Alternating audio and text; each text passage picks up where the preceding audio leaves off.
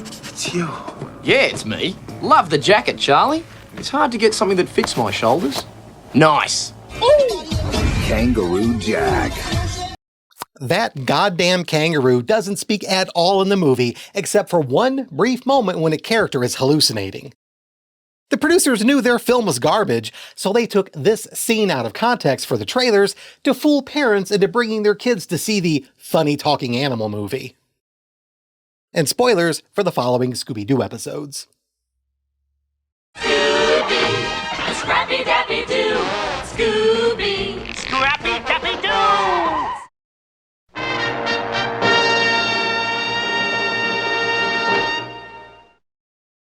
Scooby and the rest are in sunny Acapulco to watch a cliff diving contest. Unfortunately for the gang, the event is called off when a dangerous sea monster frightens away the divers. Unfortunately for the sea monster, that kind of thing never seems to work on those meddling kids, so its days are numbered. What a night to be caught out at sea. What is that? There's something down there. That would appear to be evidence that you have some very rude people using your swimming pool. Does it smell like asparagus? Famous professional diver Tiger Morse was one of the participants in the Acapulco cliff diving contest. However, he had more on his mind than a winning leap.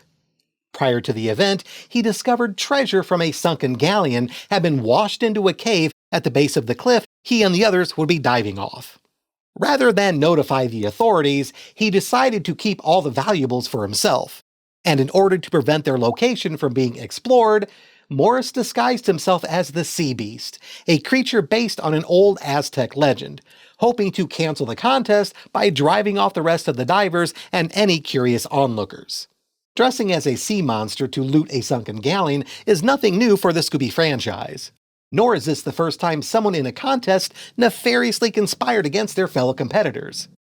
Even the way the treasure was hidden, secreted inside a mollusk, was done before. Come on, we're about to have some lunch. Yeah, baroni.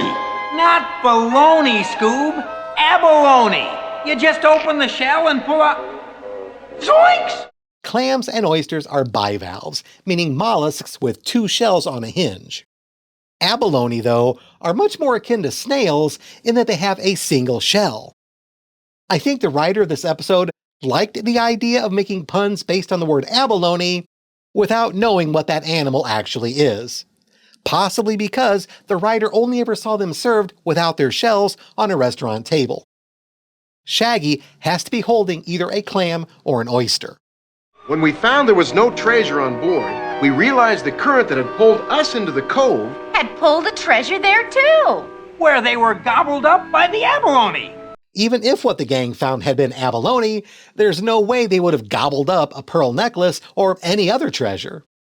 Abalone generally eat algae that they scrape off rocks with their tongue. The only real ocean debris they're capable of ingesting are tiny microplastics, which is the same for clams and oysters. There's no way any treasure could have made it inside those shells without someone shoving them in there. I do give the writer props for thinking of a unique way to have nature inadvertently smuggle contraband for the bad guy. But it was impossible for it to have happened in the way described in the episode. Instead of pearl necklaces, it would have been more feasible had the clams and oysters been accidentally eating gold dust from an underwater load. I say feasible because it was still unlikely, as any gold absorbed by the mollusks would not have been digested and simply ejected as normal waste. I wonder if Steven Hillenburg ever saw this episode and what his reaction would have been.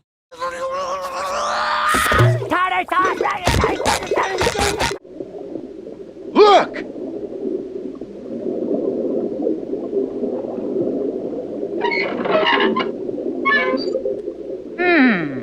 Whenever there's a discovery of an old shipwreck filled with treasure, it becomes a clusterfuck of competing interests. The diver who found the wreck is often at odds with whoever originally owned the vessel or its country of origin, as well as whatever territory claims the waters where it was found. Though this last one shouldn't come into consideration if the ship sank in international waters. Morris's galleon, though, had to have been located close enough to land for its treasure to be swept by ocean currents to a nearby underwater cave, so it was definitely within the accepted 12-mile range to be considered in Mexican waters. The galleon also appears to be centuries old, so not only would it be unlikely that the original owners or their heirs would still be around to contest property rights, the vessel's country of origin might also find any claims they assert to be difficult to defend in court. This episode also occurred decades before passage of the international treaty which would have made looting the shipwreck illegal.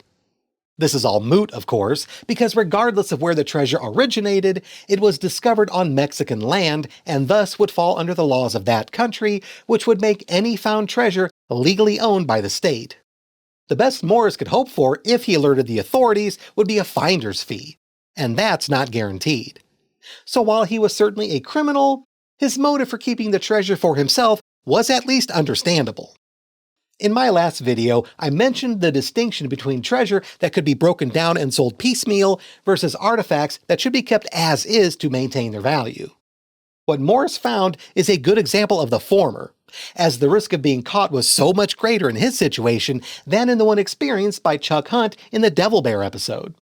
The smartest thing Morris could do would be to dismantle the pearls or gemstones from the jewelry and melt down any precious metals like gold or silver. Having said that, we never saw any gold or silver treasure in the episode. In fact, the only piece of loot shown was the one single pearl necklace found by Shaggy. In theory, it's possible that was the only treasure recovered from the sunken galleon, though this is unlikely. If that had been the extent of the valuables, Morris would have simply kept it to smuggle out of the country after the contest. Hey, what's this? No, Scrappy. Put him on a leash already! Tiger Morris?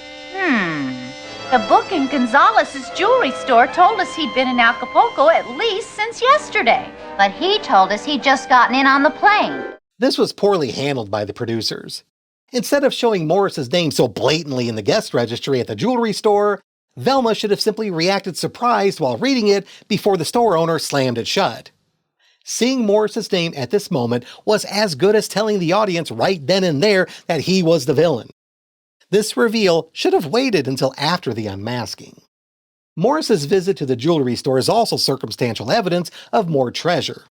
We don't know for certain why he made that trip, but it's safe to assume he went there either to have something he pulled from the wreck appraised, or to get a general idea of the value of his haul. We must take it on faith that the potential earnings of Morris's heist were worth it. Indeed, if we go solely by the single piece of treasure shown, the pearl necklace, the villain could still make a hell of a lot of money. Based on their size, luster, and color, each individual stone could be worth hundreds to several thousands of dollars in today's money. This could explain Morris's visit to the jewelry store if he had been there to ask about pearl sales and how to go about selling any he might happen to come across during his ocean dives. There were over 50 pearls on that chain, which could put their value at well over $2 million in 2025. And that's just one necklace. If there were several in that cave, this could be a very valuable scheme and well worth the risk of getting caught. That's even disregarding the typical 80% loss of return when selling to an illicit fence rather than a legitimate pearl wholesaler. There's one last thing to consider. Acapulco was once a very popular tourist destination, but right around the time this episode aired, the crime rate was starting to rise with the prevalence of drug cartels in the region, as well as massive police corruption.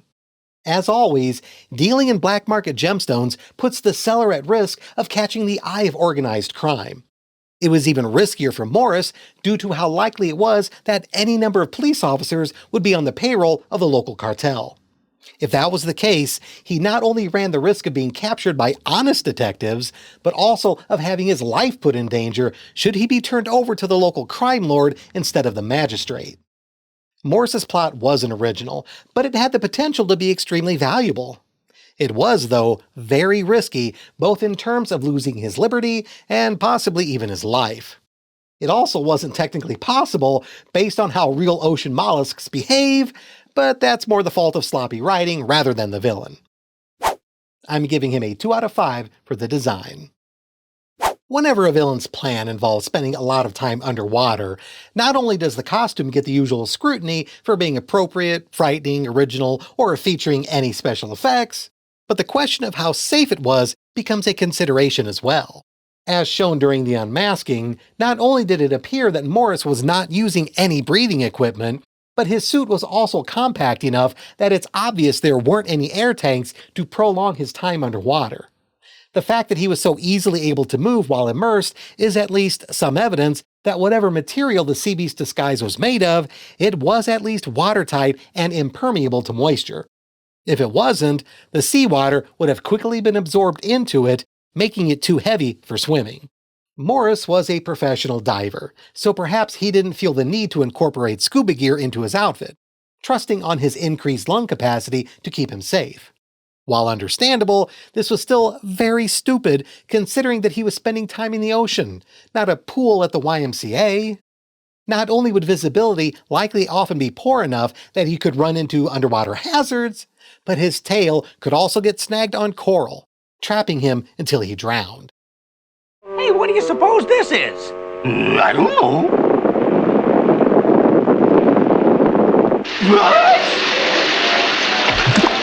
Hey, terrific! It's a geyser! While Acapulco's geography does feature thermal springs, there are no geysers in the area. The sea beast is hardly an original monster for the Scooby-Doo universe.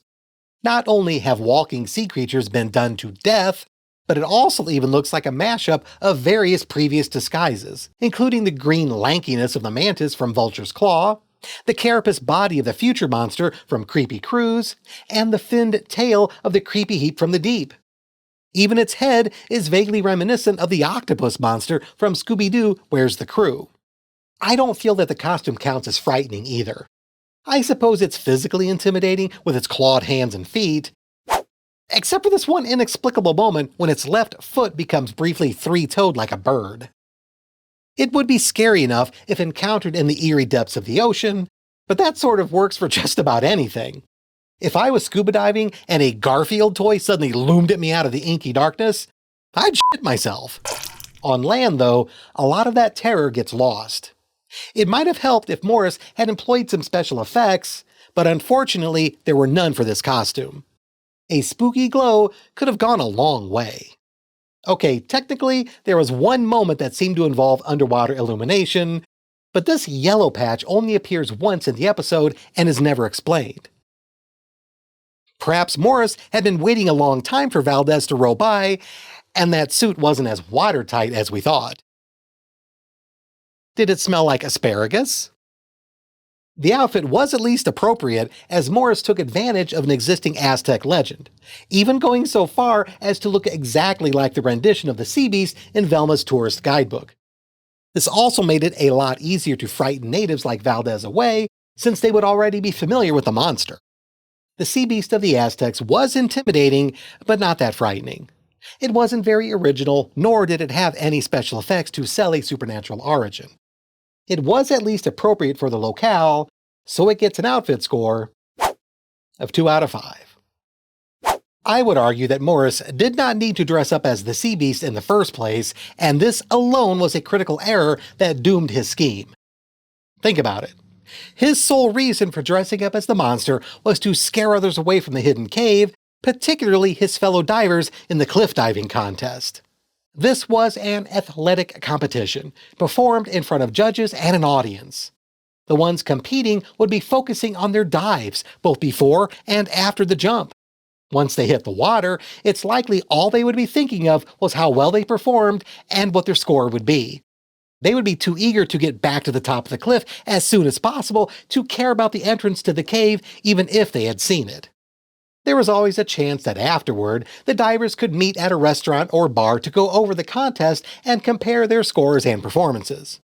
One of them might mention having seen the cave, but if so, who cares? They would certainly have more on their minds than spelunking.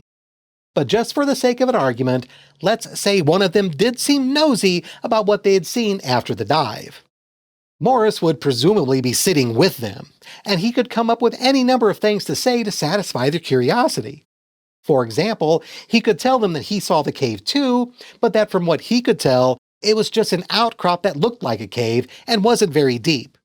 From there, he could steer the conversation away from that subject, and no one would be any wiser. My plane was late getting to Acapulco. I was afraid I'd miss the contest. We just started, senor. You may draw the first number. Okay, I only hope it's a high one. I could use the time to catch my breath. Number 1. Morris very foolishly told an easily refutable lie in front of a large number of witnesses. Setting aside his name being in the jewelry store register, if he ever came under suspicion by the authorities, all it would take would be contacting the airport to verify when his plane actually arrived, destroying his alibi. Morris should have invented an excuse that was harder to debunk, like he had trouble finding a taxi, or he overslept after forgetting to set an alarm clock. He was only a few minutes late, after all, so it's not like it was that suspicious. Incidentally, why was he even late? Arriving after everyone else wasn't necessary for his plan. In fact, just the opposite, because he needed to be there early enough to arrange for being the first to dive. Arriving late would put that aspect of his plan in danger. Was he delayed due to hiding the sea beast suit in the hidden cave? If that was the case, why did he wait until the last moment instead of setting everything up the night before? This was a valuable heist he was about to commit. Not writing a high school advanced placement English book report on Wuthering Heights, which he never bothered to read.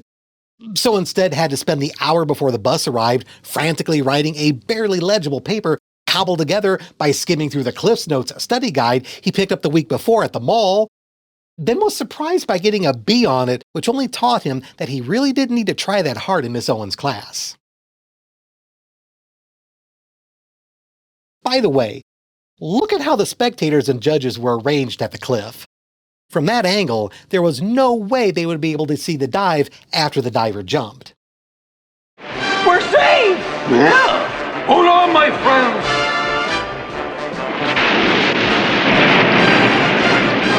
Jeez, what a wave! Yeah, I'll say what a wave. It lifted the gang from the ocean surface all the way to the top of the cliff, which you can tell by the judges' stand behind them. Going by the height of the spectators standing next to the edge, the height of the cliff was around 100 feet, or roughly the same as a 10-story building. The average wave is only about 11 feet tall, while tsunamis can have ones reaching over 100 feet. A wave tall enough to lift their boat that high should have destroyed Acapulco. Hey, look! How did the number 1 button get back into the jar? We know for certain that this was a duplicate, as Morris was wearing the button he pulled out of the jar while diving, proving he had brought his own to make sure he went first. But what would he have done if one of the other divers happened to pick the real number 1 button? There seemed to be only 4 divers total, so the odds were slim, but the odds weren't zero either. Morris's visit to the jewelry store was also a very dumb thing to do. Not only did it establish that he was in the city at least a day earlier than he claimed, but it also established that he had a reason to visit a jewelry store. I suggested earlier that he might have taken some of the pearls to get appraised, or even ask how he could sell them, which was very premature. Morris should have waited until the cliff diving contest was over and he had all the treasures secured. It wasn't going anywhere, and as far as he knew, the only other person aware of the cave was Valdez, and Morris had already been working on scaring him away.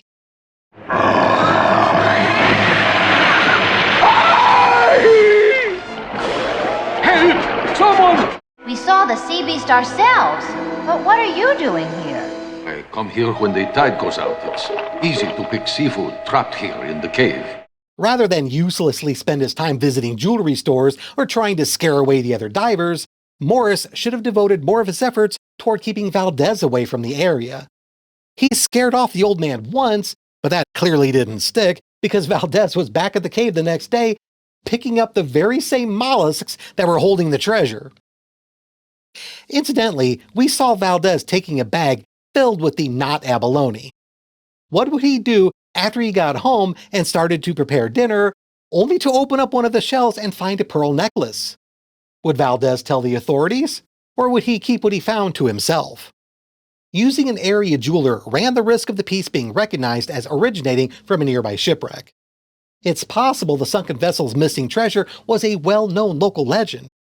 Showing up with jewelry that looked like something that people have spent years searching for was asking for trouble. It wasn't like Morris had to determine how valuable the loot was to know it was something worth keeping.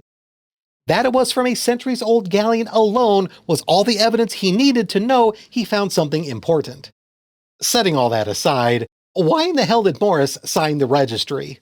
It's not like there's a law that requires customers to do so. He seemed to be going out of his way to establish evidence against himself. I'm also curious why the jewelry store even had one of those to begin with.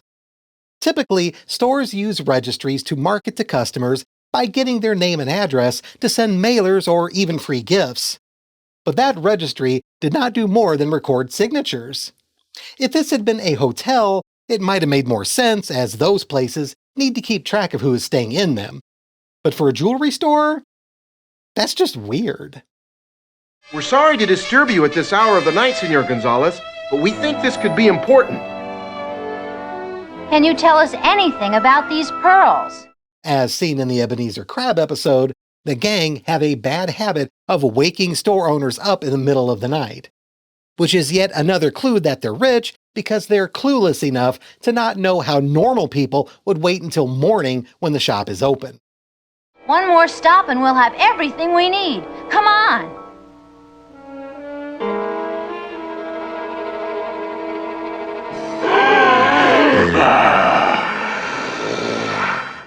Why did Morris follow the gang in disguise?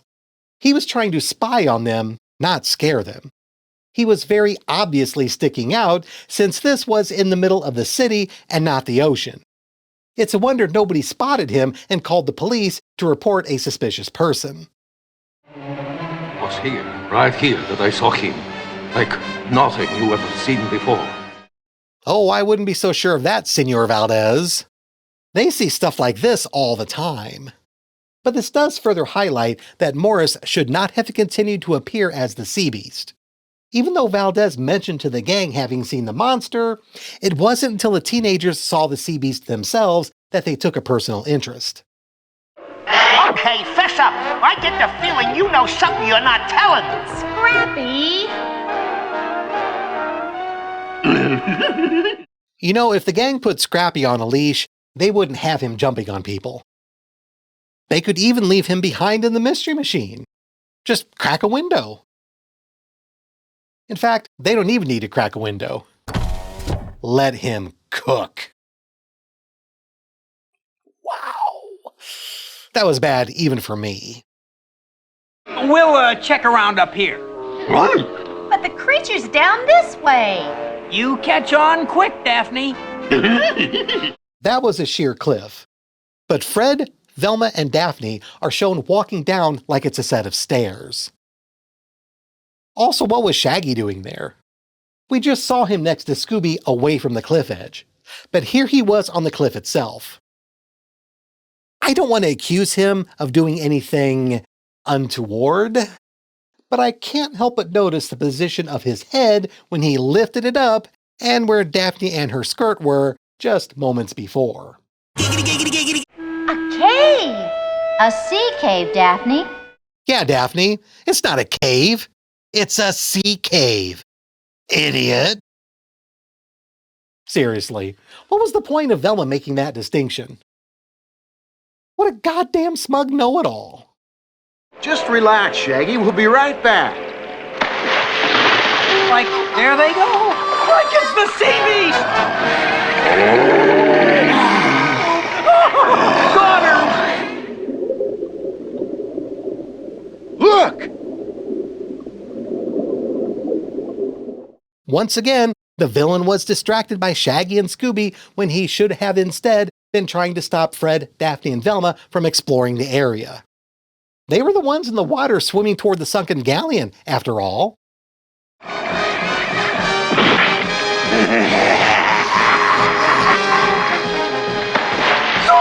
We got a bail! Where's the boat we rented? I think we're gonna owe a little overtime on it. The gang's propensity for wrecking boats is giving their propensity for wrecking museums a run for its money. It's difficult to classify this as an attempted murder by Morris. Even with scuba gear, being stranded in the middle of the ocean could easily result in drowning. However, we never saw Morris using a boat to get to shore, and Valdez was able to comfortably row his boat to the area. So it's likely they weren't too far from land that they couldn't swim to safety.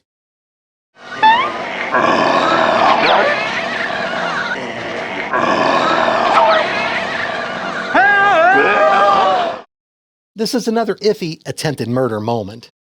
Certainly, falling from the height of the glider could result in serious injury depending upon how Shaggy and Scooby landed, especially as they were traveling at speed.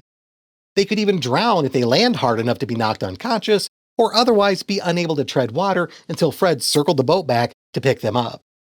We have to get to the Harbor Patrol offices right away. Will you take us there? Of course. Wow, one of the rare times the gang want to go to the authorities.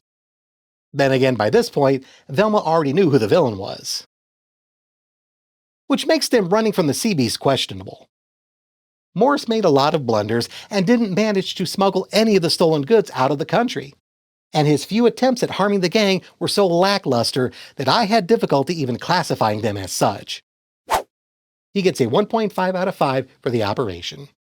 This leaves the Sea Beast of the Aztecs with a final due score of 1.8 out of 5. I would have been rich today if it hadn't have been for you. Thanks, kids. We'll pick up from here. Having the authorities thank the kids before hauling off the captured villain is a very common way to end an episode. But a part of me can't help but speculate, what would have happened if those cops weren't honest? There's not a 0% chance that instead of taking Morris to the police station, they took him to a deserted shack and interrogated him for the location of the treasure and either cut him in on the heist or made him disappear so they wouldn't have to share with him. And he had to make an appearance in the cove to keep the cliff divers from discovering the treasures. Treasures. I would like to take a moment to thank my new paid supporters on Patreon and YouTube and apologize in advance if I mispronounce any names. Brendan Jackson. Thank you, Brendan Jackson. Verdant Range. Thank you, Verdant Range. Thank you to everyone helping support my channel. It absolutely means the world to me. If you'd like to help, there's a link to my Patreon page in the video description, or you can click the join button somewhere at the bottom of this video to become a YouTube channel member. But please only if you're comfortable doing so. Supporters receive credit in my videos for as long as they remain a paid member, as well as a personal shout out in the next regular video produced after they join. And if you're interested in picking up some clothing or mugs, there's a link to my merch store in the video description. If you send me a photo wearing or holding anything you buy, I would love to include it in my next regular video. This means you are giving me permission to share it if you send it to me. No takebacks.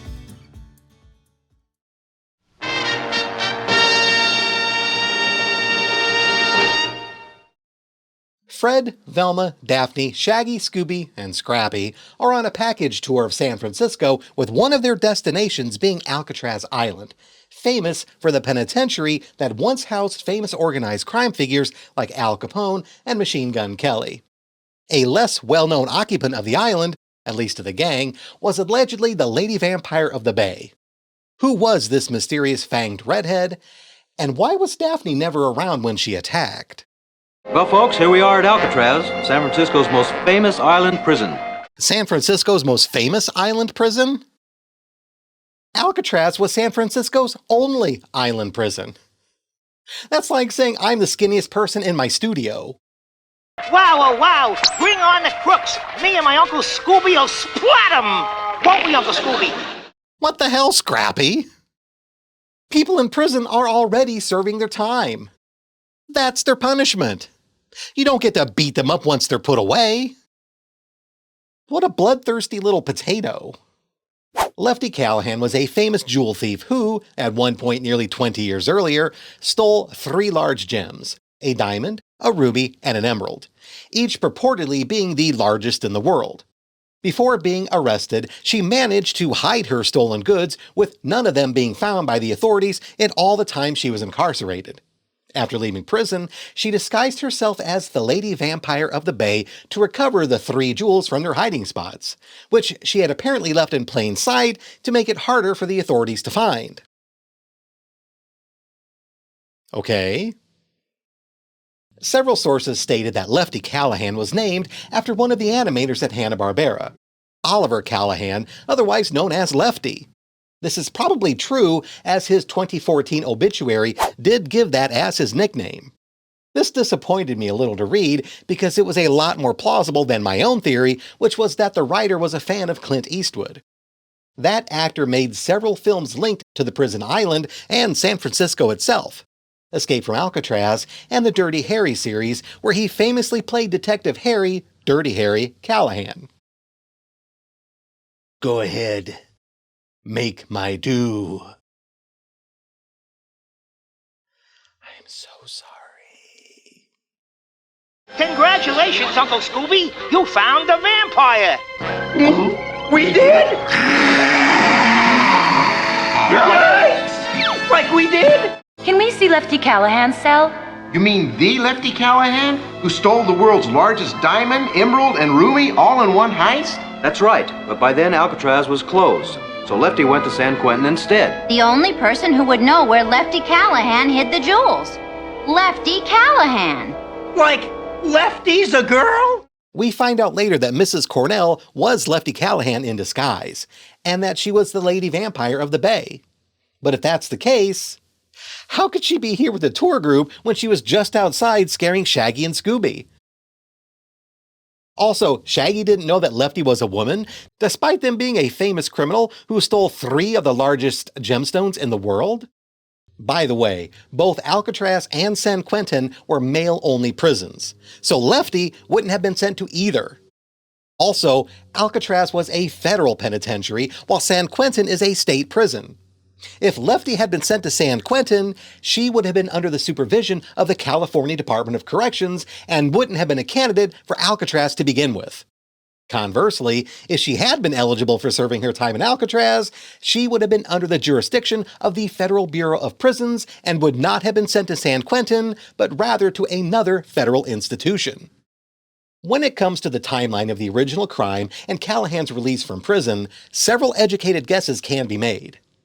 Alcatraz closed in 1963, and this episode took place 16 years later in 1979. Based on the one guest's belief that the jewel thief had been housed in Alcatraz, and the tour guide's explanation that the location had closed before this could happen, it's likely that Callahan was arrested right around the time the island prison was shut down. This would put the theft sometime in the early 1960s, which is why I'm assuming she stole the jewels and hid them almost 2 decades earlier. How and when would Callahan have been released?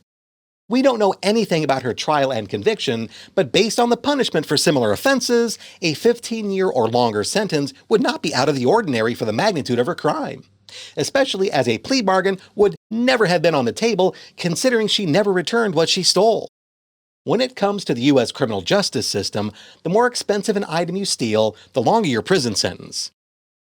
Unless we're talking about white-collar crime, where companies can steal billions or launder money for drug cartels and walk away with a mere fine. Callahan either served her entire sentence and walked out of prison a free woman, or she broke out, the latter being unlikely, as San Quentin was notoriously difficult to escape, though there were 3 inmates who successfully did so a few months before this episode aired. It would have been an interesting tie-in to the real-life breakout had Callahan been a wanted fugitive. It was also doubtful that the jewel thief had been paroled, as one of the conditions of such a release, again, would have been for her to disclose the location of the stolen gemstones. It's very probable that one of the terms of Callahan's original sentencing would have been supervision after release, meaning even though she served her prison sentence, she would still need to report to and be monitored by a probation officer. In fact, since she never gave up her stolen goods, it's very likely this was one of the conditions of her release, as the authorities would still want to recover the jewels. Even if this wasn't the case, she would still have been under constant surveillance by the authorities, who would expect her to eventually lead them to where she had hidden her loot, upon which she would likely be immediately charged with receiving stolen goods and once again find herself incarcerated. This would explain the need for her to also dress up as the elderly Mrs. Cornell to evade the detectives tailing her. As is often the case with these Scooby episodes, when the writer claims that an item is the largest or most famous whatever in the world, it usually doesn't track with what real life has to say about it. But sometimes it doesn't even track with what the Scooby-Dooverse has to say about it either. 3 episodes earlier featured a diamond that was clearly at least twice the size of the one featured here, made that much more obvious as we see their sizes in relation to Velma's hands in both appearances.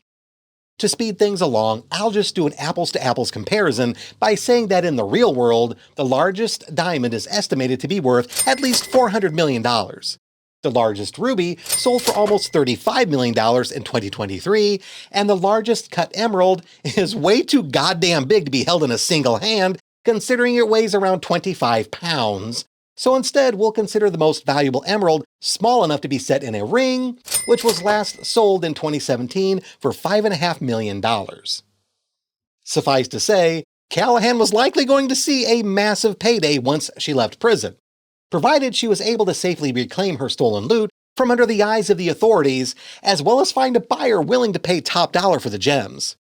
She might also be subjected to the same danger the villain in the last episode faced when it came to underworld threats. It's likely any number of criminals or organized crime organizations would be waiting for Callahan to be released so they could pressure her to reveal the location of the stolen jewels. It would be a lot safer to kidnap and interrogate an ex-con rather than terrorize a legitimate store owner or wealthy collector to get your hands on valuable merchandise. It might even be better for Callahan to be the one to go to a local crime boss and ask for their protection in exchange for revealing where she hid the jewels. She could negotiate a very tidy finder's fee up front and leave all the danger of picking up the stones and finding a buyer for them to an organization with the ability to protect itself both from law enforcement and rival gangs. This was a very valuable plot for Callahan, and she could have walked away with millions of dollars. It was also extremely risky because of the infamy of the crime and how so many eyes would be on her as she tried to cash in. It should also not be forgotten that she spent a very large portion of her life behind bars without ever enjoying any of the perks of her original theft. That last point will weigh heavily into her design score, giving her a 1.5 out of 5. I really hate these uninspired villain disguises because it's difficult finding anything interesting about them to discuss. There are only so many ways you can say unoriginal and boring. Perhaps I should start dipping into my long-forgotten years of high school French class and start referring to them as peu original et ennuyeux. It has admittedly been a while since we've seen a villain with 2 costumes, with Callahan disguising herself as both the Lady Vampire of the Bay and the elderly Mrs. Cornell. It's obvious she dressed as the Lady Vampire to scare others away while she went for the jewels, but the merits of the Mrs. Cornell mask eludes me for reasons I'll go over in the next section. As mentioned, the purpose of the Lady Vampire outfit was to be frightening. So was it? All it had going for it were the fangs, olive makeup, and hair extensions. This monster wasn't any scarier than Lily Munster. Indeed, the Lady Vampire of the Bay looked like any number of the old crones and witches already featured in the Scooby franchise, which are almost always bottom-tier disguises. That mirror's drawing a blank! I realized there were 2 mirrors. And the paint I found told us one of them was a fresh painting that the vampire switched when the lights went out so that she wouldn't reflect. Well, you're gonna need wings to get away from my Uncle Scooby. Like I think she's got 'em, Scrappy! Bat wings! What about the bat in her room? Lefty released it in the alley, and the bat flew into Daphne's window because it was the only dark one in the hotel. There were no special effects other than the fake mirror in the lobby to make it appear as though the Lady Vampire cast no reflection, and how Callahan faked turning into a bat by releasing a live one, which she only did 1 time. That was the extent of her supernatural abilities. She didn't use any wire work to make it seem as though she could fly, or even drop a smoke bomb to hide her disappearance. All she did to vanish was openly run away. Her Mrs. Cornell disguise was much more effective in that it allowed Callahan to safely infiltrate the tour group. Obviously, it wasn't meant to be scary, so that won't be held against her. The only real positive of either disguise was just like how Morris in the previous episode dressed as an Aztec monster while in Mexico, Callahan took advantage of a pre-existing San Franciscan legend, going so far as to look exactly like the one in the book the gang found. Again, just like Morris in the previous episode. It could also be said her Mrs. Cornell disguise was a good one, as an elderly lady would be less obviously able to scale street signs or swing from chandeliers. As the vampire. I'll give Callahan some credit for her effort of going through 2 disguises, as well as somehow finding a way to hide her vampire makeup and long hair under her old lady mask. But that's more to the credit of cartoon physics than anything else. Relax, Scoob. She's not really a vampire. Fred must be using the same magic cloth and spray to remove Callahan's fangs and hair extensions that he used to wipe off Uncle Stuart's makeup to recover that villain's original glasses and beard. Callahan's disguises were good choices based on the situations in which they were used, but neither were scary or groundbreaking or employed any direct special effects to enhance their effectiveness. The fake mirror and live bat were passable, but there was so much more she could have done. She gets a 2 out of 5 for the outfits. I hate to say it, but this was yet another situation where dressing up as a monster did more harm to the villain's scheme than good. Callahan's goal was to reclaim the 3 stolen gems while likely under constant surveillance by law enforcement. The fact that she was out and about, both as the Lady Vampire and Mrs. Cornell, showed that she had been able to give her observers the slip, but that was only one concern. The other being, of course, retrieving the jewels without getting caught. Put yourself in a similar situation. You need to grab an item that the whole world spent almost 2 decades searching for. Do you nonchalantly pry the stone out of its resting spot, choosing a time when you know there would be fewer witnesses, all while dressed casually to match everyone else, or even in dark clothing to sneak around at night? Or do you put on bright red hair extensions, fake fangs, olive makeup, and a ragged purple shawl while running around hissing and making threats? Callahan was obviously schooled enough in the art of subtlety to know that often the best hiding spot is right out in the open. Because if everyone can see something, nobody really sees it. So why would she dress and act so ostentatiously while securing the stolen jewels? That's the complete opposite mindset of someone who would have hidden the gems the way she did. Velma, she's stolen one of the tiger's eyes. But why? It's only green glass. My collection is complete. We've got to stop her. Taking just the right eye of the tiger statue made it very obvious what Callahan had done. She should have taken both the emerald and glass eye, which might have made their disappearance a little less obvious. This also helped Fred and Velma realize what the Lady Vampire was up to, and for them to ponder the location of the final missing jewel. Let's talk about those hiding spots. 2 were reasonably clever, as the odds were against them being scrutinized or removed or replaced. It's reasonable to assume that a massive bronze statue or an elaborate opera house chandelier would still be there for many years to come. At worst, they might be given routine cleaning and maintenance by unwitting staff unlikely to notice the jewels. But hiding the ruby in the light on a boat used to ferry guests to Alcatraz Island was asinine.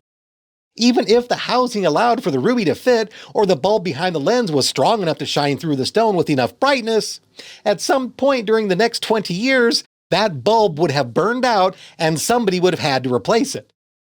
There's no way they would have immediately realized that the lens was not made of cheap plastic. Going further, how and why would Callahan have used that particular boat back when she was hiding her loot?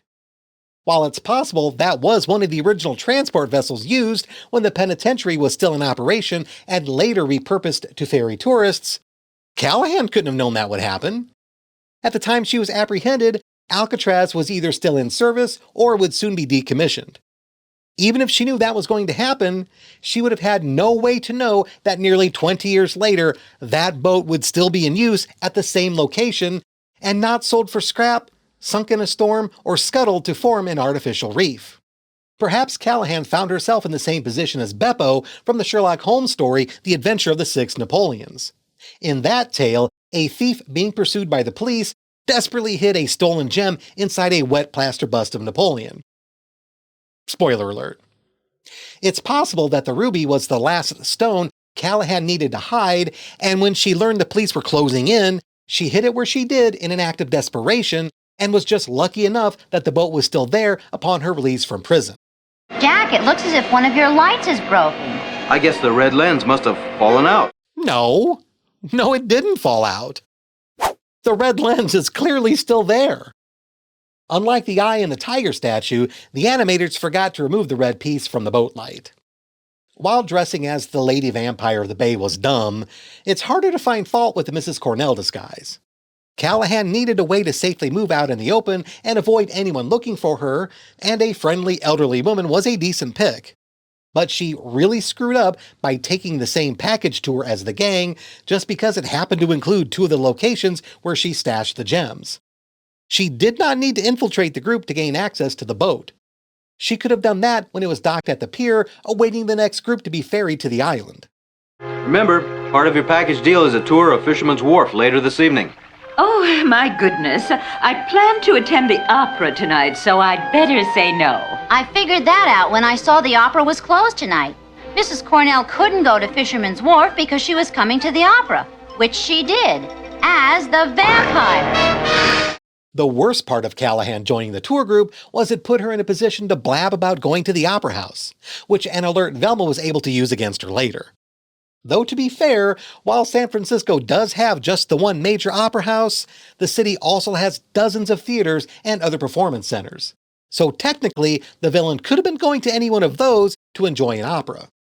While discussing her disguise, I mentioned how Callahan employed a minor special effect by using a fake mirror in the hotel lobby to make it seem as though she was a real vampire that didn't cast a reflection. While this was treated as a positive for her when it came to her outfit score, I don't think it was worth the risk of getting caught installing it.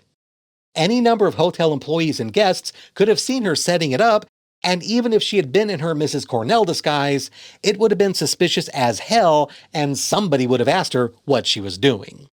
The opera house doesn't open till tomorrow. No one's inside. We'll head upstairs. You guys check down here. The opera house was closed. How do you suppose they got in? What's going on here? I saw the lights inside the opera house and stopped to look. And I heard noises from in here. I'm glad you're all here because one of you is the vampire. Setting aside the Scooby Gang and Callahan who had just snagged the diamond, what were the tour guide and the other lady guests thinking? The opera house was closed and they had no legal right to just barge in regardless of whether they saw lights or heard any noises. Is everyone just that mellow when it comes to breaking and entering? Callahan's final mistake was one we've seen often enough in the Scooby franchise. She stuck around after she had all the items she was stealing. Once she took the diamond from the chandelier, she should have hopped on the nearest bus and left town. Certainly Mrs. Cornell's disappearance would be suspicious, but so what? That was a character Callahan invented and likely didn't have any established backstory other than whatever small talk she may have made with the rest of the group while on the boat heading to Alcatraz. Even if the gang had gone to the police, what could they have done? Investigators would check out Mrs. Cornell's room at the hotel, only to find it empty with no clue as to where she went. They probably wouldn't find a driver's license or anything else to lead them directly to Callahan. The detectives would be working on the assumption that they were searching for an elderly woman, and it would take some time to learn their mistake. Obviously, after it became known that the gems were back in circulation, investigators would eventually focus on Callahan, but by then she would already be off their radar. Once out of San Francisco, the jewel thief could have removed her two disguises or even donned a third to shake off anyone who might recognize her. From there, she could have contacted a criminal fence or any potential buyers she had made arrangements with beforehand, collected her share of the profits, and skipped the country, possibly to spend the rest of her life at an island paradise far from United States authorities. Callahan did perform one minor redeeming act during the episode. Hey, let me out! I'm gonna get that vampire if it's the last thing I do! Like I think Scrappy's inside, Scoob. Maybe we should leave him in there, huh? Even Shaggy is sick of Scrappy's shit. Before wrapping up, I wanted to spend just a little time discussing one of the more unique aspects of this episode. The fact that Daphne herself was a suspect, which is a rare occurrence for the Scooby franchise. The reason Shaggy and Scooby were suspicious of their old friend was because of the similarities between Daphne and the Lady Vampire. Specifically their shared hair color, as well as Daphne not being around whenever the monster was, due to her being a little under the weather. Oh, no, I just feel woozy. Maybe I'm a little seasick, but I'll be all right. Well, folks, feel free to wander around. Velma, have you seen Daphne? She wasn't feeling well. Maybe we should look for her. Wait a minute. Daphne was sick, and it took this long for Fred and Velma to realize she wasn't with them? Worst friends ever. I'm still not feeling well. I think I'll go right to bed. Oh, I'm sorry.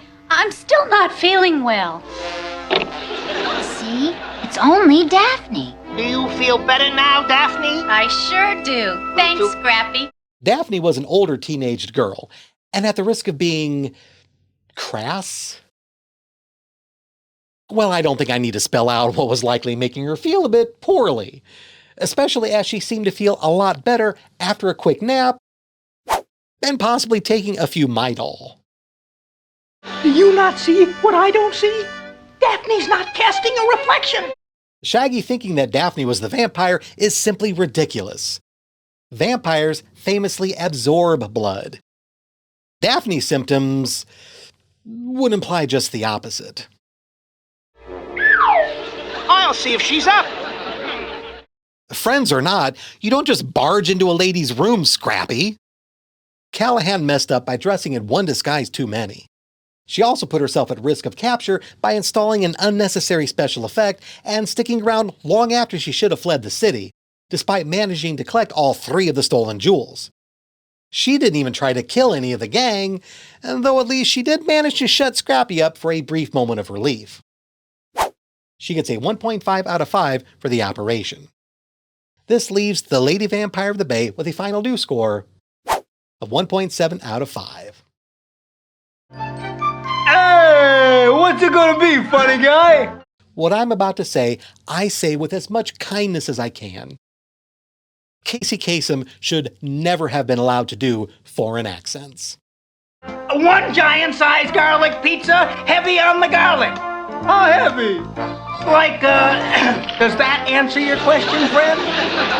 Like, Scoob, I think it's time we tested our anti-vampire breath.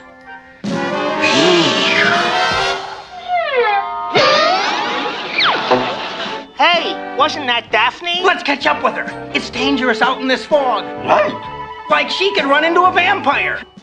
The boys are just the worst customers. Hell, they even somehow managed to steal the table and chairs they were just sitting at, too. They probably put them in the pocket dimension next to the bike-a-copter for the next time they want to fool a monster chasing them by dressing up as Italian waiters. I got the vampire! Nice try, Scrappy, but that's Jack, not the vampire. It couldn't hurt to check. Well, I guess you're right. Not a fang in sight. I don't even let my own dog lick my face, and here the gang are allowing Scrappy to stick his head inside their tour guide's mouth. Worst dog owners ever. And that's my ranking of the villains from the 5th set of episodes of the 1st season of Scooby-Doo and Scrappy-Doo, shown here along with the ones from my previous videos. Once again, we've had 2 very disappointing villains with few, if any, redeeming aspects other than how valuable their crimes could have been. At this point, I'd welcome a worthless revenge scheme if it meant a competent villain or impressive disguise. As much as I'd like to hold out hope for better scores, we're just 6 away until the end of the season, and if history is anything to go by, the better episodes are usually at the beginning. I hope to see you next time. Thank you for watching. If you enjoyed this video, please like, subscribe, and leave a comment. If you'd like to help support this channel, there's a link to my Patreon below, or you can become one of my YouTube channel members by clicking the join button. But please only if you're comfortable doing so. Supporters receive credit in my videos for as long as they remain a paid member, as well as a personal shout out in the next regular video produced after they join. There's also a link to my merch store where you can pick up clothing or mugs. If you send me a photo wearing or holding anything you buy, I would love to include it in my next regular video. This means you are giving me permission to share it if you send it to me. No takebacks. Hey, this is a Casey Kasem. I'm doing my best Italian voice. Hey, what's the matter you? Stromboli, cannoli, ravioli,